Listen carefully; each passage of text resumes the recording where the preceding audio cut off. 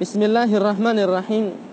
Alhamdulillahi wassalatu wassalamu ala rasulillah wa ala alihi wa sahbihi wa man walah wa man ittaba'a hudah ila yaumin alqah, amma ba'd. Kaum muslimin rahimani wa rahimakumullah wa a'azakumullah. Perlu kita ketahui bahwasanya para ulama kita pernah menyatakan kehidupan di dalam samudra itu memiliki banyak misteri. Tidak ada satu makhluk di daratan kecuali mesti ada padanannya makhluk yang ada di lautan. Kalau di daratan ada anjing, di laut ada anjing laut. Di daratan ada kuda, maka di lautan juga ada kuda laut. Demikian pula manusia. Para ulama kita rahimahumullah menyebutkan di dalam kitab-kitab fikih yang sangat banyak. Demikian pula ilmuwan barat, mereka menyebutkan akan eksistensi makhluk yang disebut dengan adamiyul bahri atau huriyatul bahri atau manusia laut, atau dalam bahasa Perancis disebut dengan siren. Masyarakat kita, mereka menganut mitos tentang cerita keberadaan makhluk tersebut. Ada yang menyebutnya Nyai Blorong, dikiranya ia adalah bangsa jin yang memiliki kerajaan di lautan, dan dia bisa memiliki kesaktian membantu manusia, memberikan harta dan lain sebagainya. Apa dan bagaimana sebetulnya hakikat dari manusia laut ini?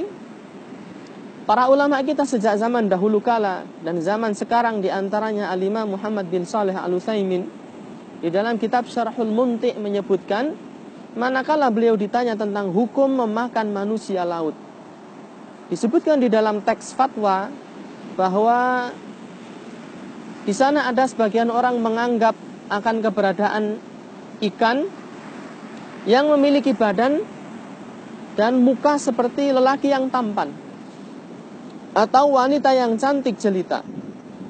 Ia memiliki payudara dan dia bisa tertawa terkekeh-kekeh, namun mengalami kesulitan di dalam berkomunikasi.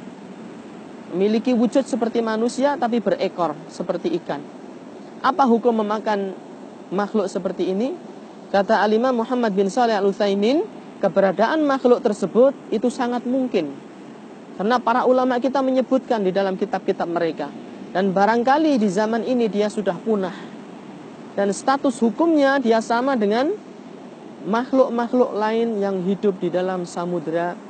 Kemudian beliau menukilkan sabda Rasulullah sallallahu alaihi wasallam tentang laut, huwa tahuru ma'uhu al-hillu maitatuhu.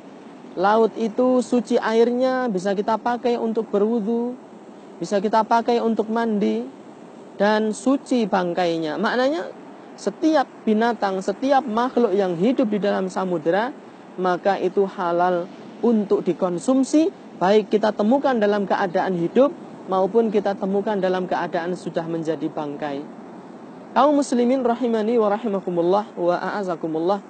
Demikianlah hendaknya kita mengambil keputusan yang bijak berkenaan dengan mitos yang berkembang di masyarakat, bahwa apa yang mereka yakini sebagai sebuah